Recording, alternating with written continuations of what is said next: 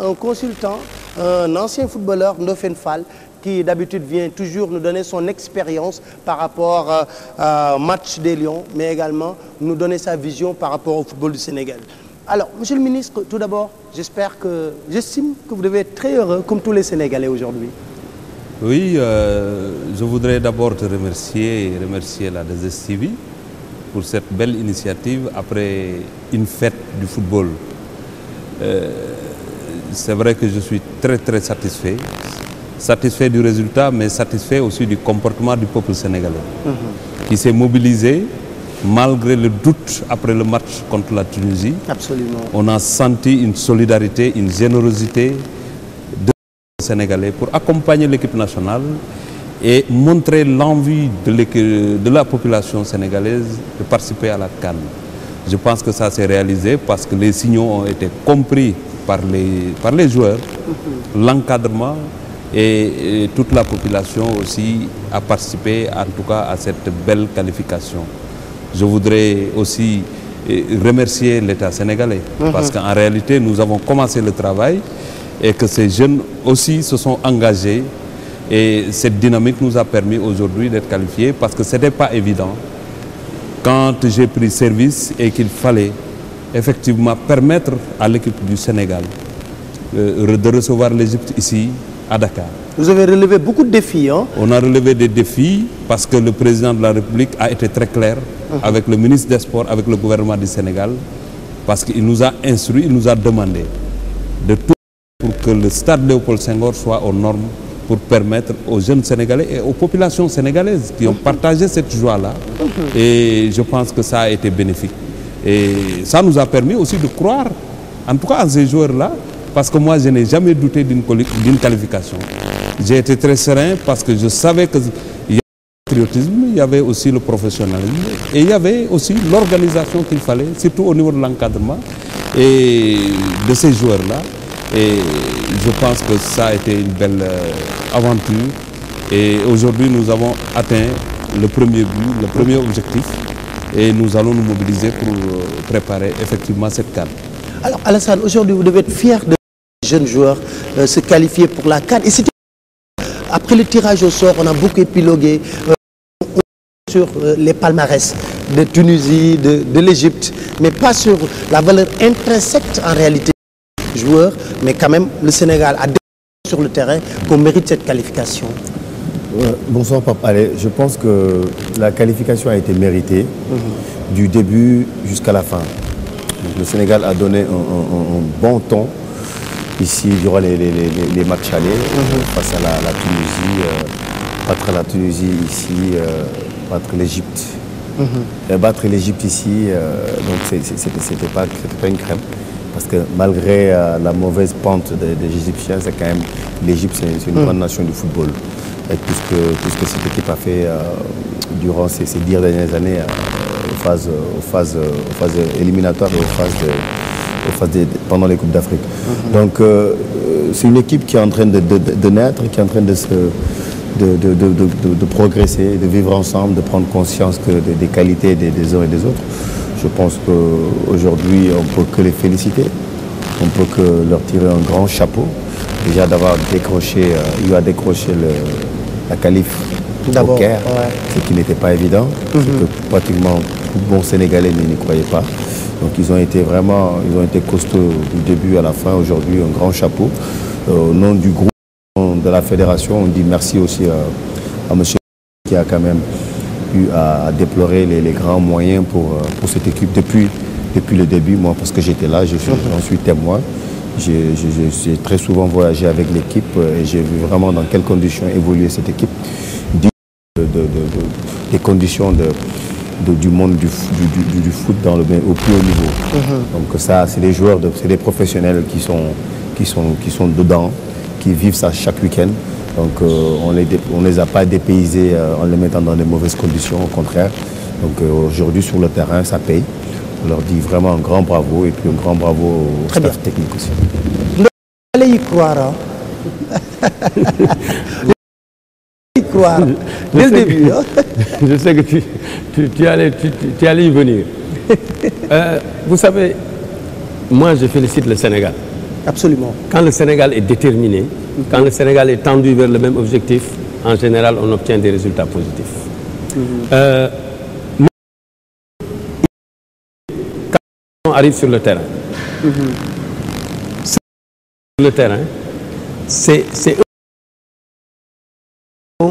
est parvenu à monter en projet. Et c'est à partir de ce moment que le garçon peut s'épanouir et s'exprimer librement. Le Sénégal a voulu de cette victoire, de cette qualification, le Sénégal l'a eu. Il faut qu'on arrête de nous opposer le palmarès de nos adversaires. Absolument. À chaque fois que nous jouons contre l'Égypte, contre la Tunisie, contre le Cameroun, contre la Côte d'Ivoire, etc., on va nous dire que l'Égypte a gagné la Coupe d'Afrique 4 fois, 5 fois, etc., etc. Si on continue à nous opposer les palmarès, il n'y a pas match entre le Sénégal et ses équipes. Mais entre cette équipe du Sénégal, parce que quand je parle de l'équipe du Sénégal, je parle du Sénégal dans sa totalité. Le potentiel. C'est-à-dire, le potentiel, ce n'est pas seulement les footballeurs. Ce que le ministre a dit est un peu semblé ne pas insister là-dessus. Je pense que c'est une partie extrêmement importante du football. Le football, il est professionnel. Les sont des professionnels, les entraîneurs sont des professionnels. Si l'environnement ne parvient pas à se hisser au encadrement technique, il n'y a pas match. Il faut remercier l'État du Sénégal. Le ministre n'a pas insisté là-dessus. Quand il s'est agi de mettre le stade de Léopold Sédar Senghor aux normes de la FIFA pour que les matchs puissent se passer ici, ce n'était pas évident. Ceux qui y croyaient n'étaient pas nombreux. Quand on jouait contre la Tunisie, il a fallu mettre l'accent et réunir toutes les conditions et à temps. Cela s'est passé. Nous avons battu la Tunisie. Nous sommes allés, nous avons battu le Botswana à domicile.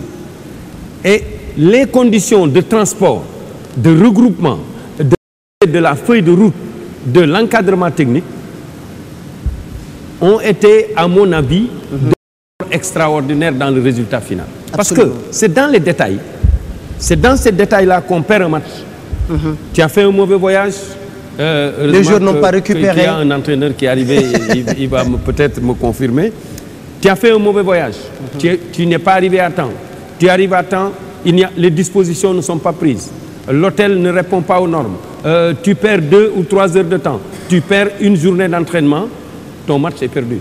Cela ne s'est pas passé. L'État du Sénégal a su répondre présent.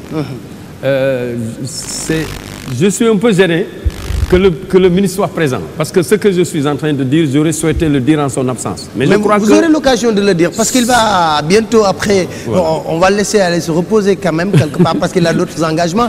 Mais Amara, aujourd'hui, je pense que, vous m'avez dit la dernière fois, il ne faut pas qu'on s'enflamme très vite, je suis d'accord, mais quand même, pour ne pas faire la fine bouche, ils ont réussi la qualification pour le moment. Mais je confirme ce que j'ai dit, il ne faut pas s'enflammer. Je suis d'accord avec vous. Les grandes équipes qui réussissent les grandes compétitions, regardez l'exemple de l'Allemagne, même en gagnant la Coupe du Monde, ils ont resté humbles jusqu'à la fin. Donc aujourd'hui, je pense que c'est bien, il faut féliciter l'équipe, il faut féliciter tout le peuple sénégalais, il faut féliciter les joueurs, l'encadrement technique, l'État du Sénégal qui a mis beaucoup de moyens. Dauphin le disait tout à l'heure. Vous savez, le facteur environnemental joue un rôle très important aujourd'hui dans ces genres de compétitions. Et qu'il faut que ce facteur environnemental, comme le facteur technique, tactique, physique, aujourd'hui doit impacter positivement dans l'équipe. Aujourd'hui, je pense qu'il y a beaucoup de choses qu'on a maîtrisées au niveau du Sénégal et que si l'équipe a réussi à faire ces performances-là, parce que la logistique, on n'a pas... La logistique et on n'a pas perdu beaucoup de temps. Parce que souvent, qu'est-ce qui s'est passé? C'était usant. C'était usant. À un moment donné, c'était usant. Ça veut dire que vous, entraîneurs, vous parlez aux joueurs pour leur calmer parce qu'ils n'ont pas reçu leur prime. Ouais, non, c'est... Alors que vous devez parler de tactique, de système de jeu. Non, à un moment donné, ce qui était usant, c'est pour tu n'es pas sûr que tu vas avoir l'avion spécial, tu n'es pas sûr que les primes seront là. C'est usant pour l'entraîneur et c'est usant pour le joueur. Et qu'aujourd'hui, ce que je vois, dans la planification, ça c'est réglé. Et ça permet à l'entraîneur de voir autre chose de regarder les détails, ça permet aux joueurs, parce que souvent, qu'est-ce qui se passe? Les joueurs téléphonent à l'entraîneur pour lui demander, mais coach, est-ce qu'on va dans tel hôtel, est-ce que l'avion et ainsi de suite. Et même ça renforce pas l'entraîneur. Parce que quand l'entraîneur n'a pas de réponse, et souvent, qu'est-ce qui se passe? L'entraîneur perd sa crédibilité par rapport à ça. Donc maintenant, pour revenir à la qualification, bravo à l'équipe, bravo à tout le peuple sénégalais, et bravo à tout le monde. Maintenant, le plus dur commence. Très bien, on va revenir sur ce point, c'est très important. Monsieur le ministre, comment vous avez fait pour, quand même, parce que vous êtes un produit du milieu sportif, comment vous avez, dès votre nomination, vous avez senti la nécessité quand même de maîtriser ces paramètres pour mettre les joueurs dans les meilleures conditions afin quand même qu'on ait la qualification? D'abord, ce qu'il faut dire, c'est que avant d'en arriver aux joueurs, il fallait tout simplement discuter avec les fédéraux pour qu'on soit dans un espace pacifié. Parce qu'on ne peut pas construire grand-chose dans la contradiction négative, surtout si les fédérations tirent sur l'État, on ne gagne rien. L'État aussi n'a pas à jouer un rôle, outre que rôle de facilitateur et d'accompagnateur. Je pense que quand on a réussi ça, on s'est compris, il fallait une bonne mobilisation. Et cette mobilisation, il fallait avoir une méthode. La méthode, c'était d'anticiper sur les problèmes, d'anticiper sur la planification. Et le plus important maintenant, c'est d'avoir son Excellence le président Macky Sall derrière. Parce qu'en réalité, quand il s'est agi d'aller au Botswana, si on n'avait pas un vol régulier, on serait au Botswana le mercredi matin pour jouer dans l'après-midi. Il nous a permis d'avoir un avion à 200 millions.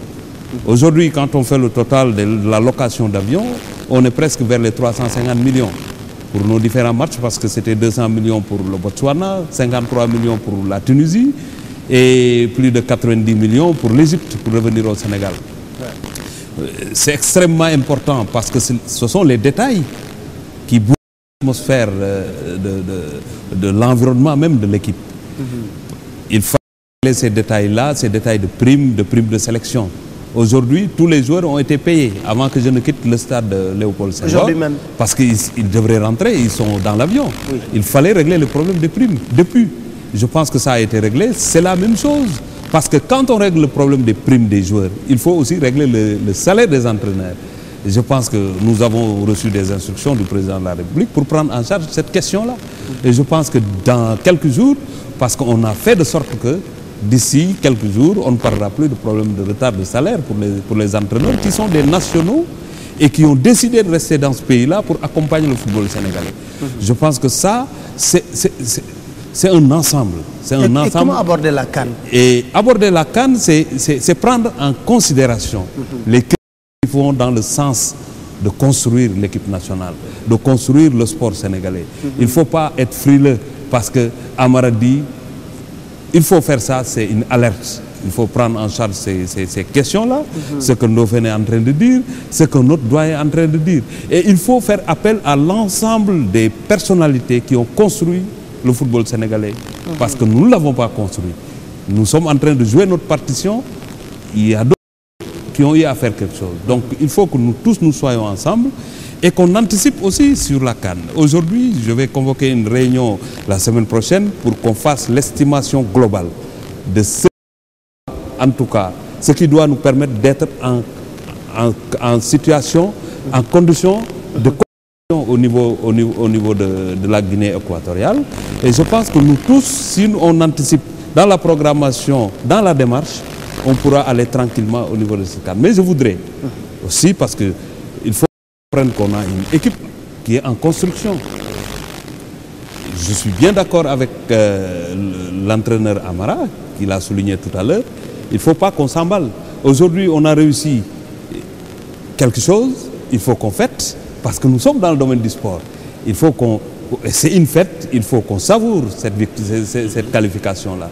Mais il faut toujours... Sur terre. Sur terre, se préparer, parce que nous avons d'autres grandes nations de football. Il ne faut pas faire croire au peuple sénégalais tout de suite qu'on va pour prendre la coupe. Parce qu'en réalité, c'est faire une mauvaise communication. C'est sport, on a une coupe, mais on ne fait pas du sport que pour avoir une coupe. Nous allons, au niveau de cette compétition, étant des lions, des dignes Sénégalais, et nous devons sauvegarder l'image du Sénégal dans une détermination parfaite, dans un professionnalisme, mais en étant ensemble, on va se battre et que tout le monde saura que l'équipe est là pour défendre les couleurs du Sénégal. Maintenant, les autres paramètres qu'on ne maîtrise pas, on verra, on va y aller.